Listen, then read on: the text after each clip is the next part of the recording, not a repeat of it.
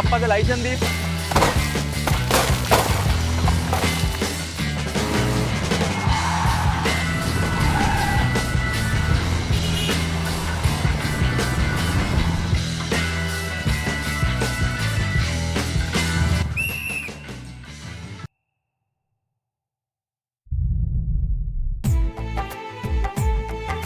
Miss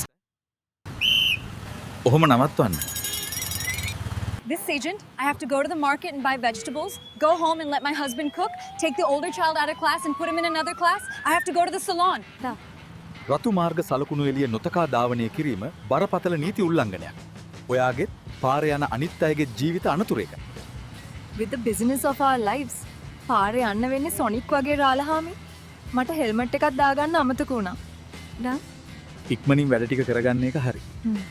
නමුත් මාර්ග නීතිය නොතකා ගමන් නොකරන්න. අපි හැමෝම කාර්ය බහුලයි. නමුත් මාර්ග නීති කඩ කරාම දඩ ගහන්න සිද්ධ වෙනවා. හදිස්සිය නිසා අවදානම් අරගෙන වාහන දඩ ලියවා ගන්නේ නැතිව ප්‍රවේශමින් රිය පදවන්න. මෙන්න වගේ తాවකාලික ගමන් බලපත්‍රය සහ වාහන දඩ පත්‍රිකාව. මගේ ලයිසන් එකත් අරගත්තා. දැන් ඉතින් මේක ගෙවන්නේ කොහොමද? මගේ අතේ සල්ලිත් නැහැ. වාහන දඩ ගෙවන ආකාරය දැනගන්න.